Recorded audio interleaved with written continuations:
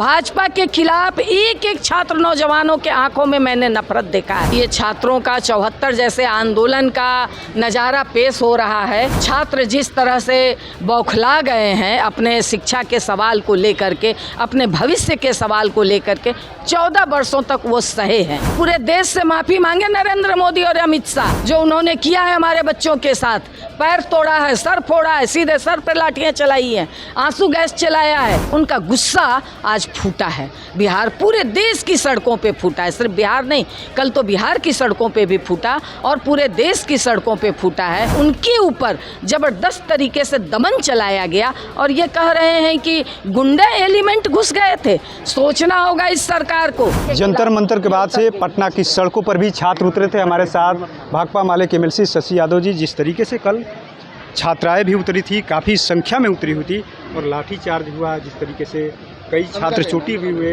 किस तरीके से आप देख रही हैं जो हो रहा है पूरे देश में हो रहा है अब तो?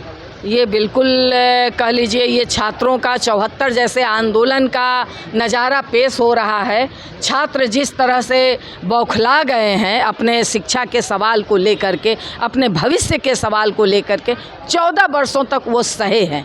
इस अत्याचार को वो सहते सहते उनका गुस्सा आज फूटा है। बिहार पूरे देश की सड़कों पे फूटा है। सिर्फ बिहार नहीं, कल तो बिहार की सड़कों पे भी फूटा और पूरे देश की सड़कों पे फूटा है। हमारी छात्राएं, हमारी बेटियां सामने आगे बढ़ कर के संघर्ष कर रही हैं, इसलिए और उनके ऊपर ज़बरदस्त तरीके से दमन चलाया गया और ये कह रहे हैं कि गुंडा एलिमेंट घुस गए थे। सोचना होगा इस सरकार को, भाजपा के खिलाफ एक एक छात्र नौजवानों के आंखों में मैंने नफरत देखा है।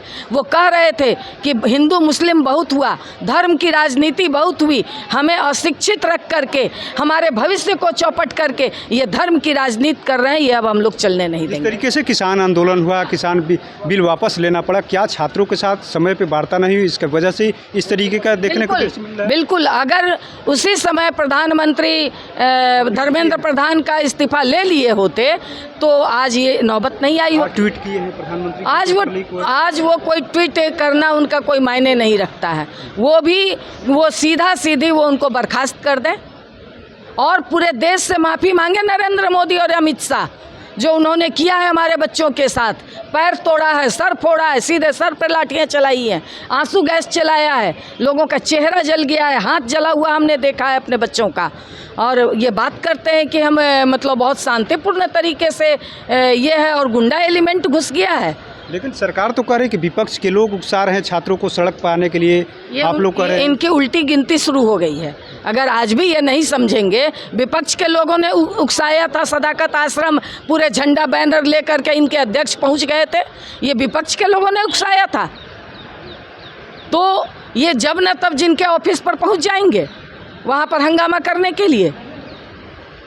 चलिए, तो देखिए किस तरीके से जो है शशि यादव थी, भाकपा माले की एमएलसी थी, जिस तरीके से पूरे देश में नीट पेपर लीक को लेकर के धर्मेंद्र प्रधान के इस्तीफे की मांग हो रही, लेकिन लगातार सत्ता पक्ष के द्वारा ये दलील दिया जा रहा है, विपक्ष जो है छात्रों को भड़काने में जुटा हुआ, राजनीतिक आंदोलन किया जा रहा है। लेकिन भाकपा माले के एमएलसी शशि यादव ने सीधे तौर पर कह दिया कि जिस तरीके से किसान आंदोलन हुआ था, ठीक उसी तरीके से समय पर छात्रों के साथ बातें हो गई होती, इस्तीफा ले लिया होता था, तो इतना छात्र सड़क पर उतरने को मजबूर नहीं होते।